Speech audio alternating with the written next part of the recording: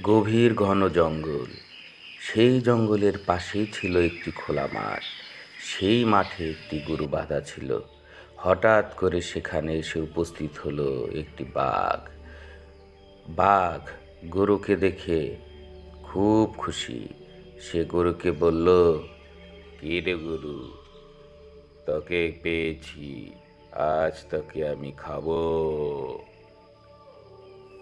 সে কি মামা, আর কিছু পেলে না? শেষমেশ আমাকেই খাবে? জঙ্গলে কি শিকারের অভাব পড়েছে? তোর এত কিছু জেনে কি হবে? আমার ক্ষুধা লেগেছে, আমি তোকে খাবো।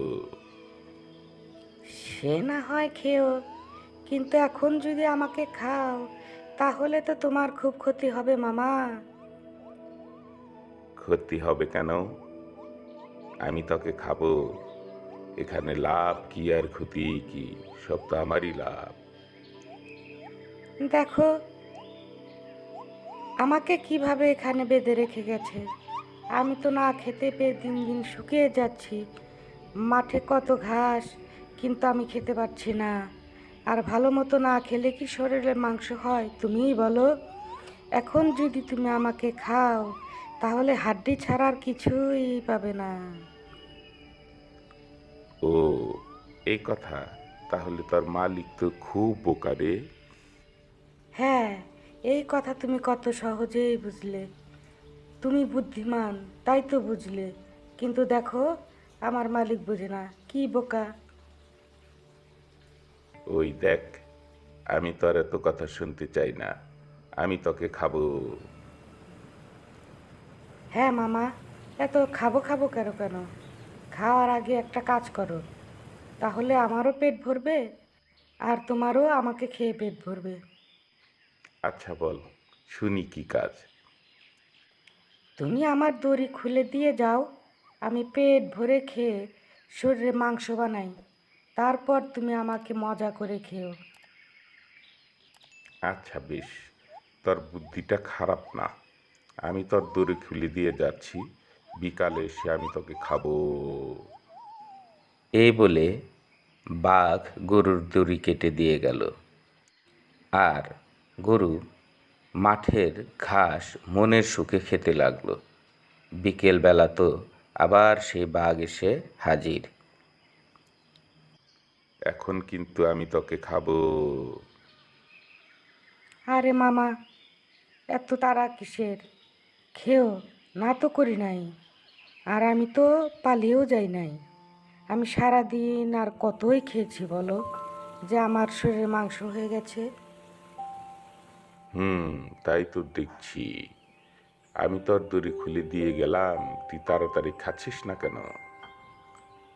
আরে মামা, হঠাৎ করে যদি আমি এত বেশি খাই তাহলে তো বদহজম হয়ে শরীরের যেটুকু মাংস আছে সেটুকুও ঝরে যাবে। তখন তো আরও খেতে অসুবিধা হবে তোমার। তুমি বরং একটা কাজ করো। আবার কি কাজ? তুই তো দেখি আমাকে অনেক খাটাচ্ছিস। আরে না মামা, সেরকম কোনো কাজ না, বলছি শুনো। কাল আমার মালিক আমাকে এখানে আবার বেঁধে রেখে যাবে। তুমি এসে আবার আমার দড়িটা খুলে দিয়ে যেও, আমি আরও ঘাস খেয়ে শরীরে মাংস করে রাখবো। আচ্ছা বেশ, তাই হবে। কিন্তু কাল বিকেলে কিন্তু আমি তোকে খাবো। হ্যাঁ, তা তো খাবে, অবশ্যই খাবে মামা। পরের দিন সকালে এসে বাঘ আবার গরুর দড়ি খুলে দিয়ে গেল। বিকেলবেলা বাঘ এসে দেখল গরুর মাঠের ঘাস অর্ধেক খাওয়াও শেষ করেনি। বাঘ তো তখন খুব রেগে গেল। তুই তো অনেক ফাঁকি দিচ্ছিস, আজও তোর মাঠের ঘাস খাওয়া শেষ হলো না। আমার সাথে তুই চালাকি করিস। কি বলো মামা, আমি চালাকি করব? তাও তোমার সাথে? এত সাহস আছে আমার?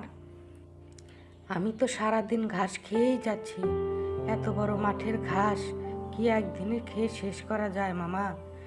শেষ না করলেও তো চলবে না। তুমি কাল এসে আবার দড়ি খুলে দিয়ে যেও, কাল অনেকটা ঘাস খেয়ে শেষ করব। 3 দিনের মধ্যে সব ঘাস খেয়ে ফেলবো মামা। তখন দেখো আমার শরীরে কত মাংস হয়।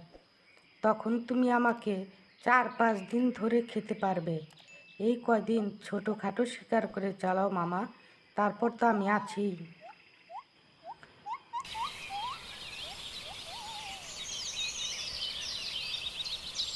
গরু মাঠের সব ঘাস খেয়ে শেষ করে ফেলল। মাঠের পাশেই একটি বড় গাছ ছিল, সেই গাছের নিচেই কিছু ঘাস ছিল।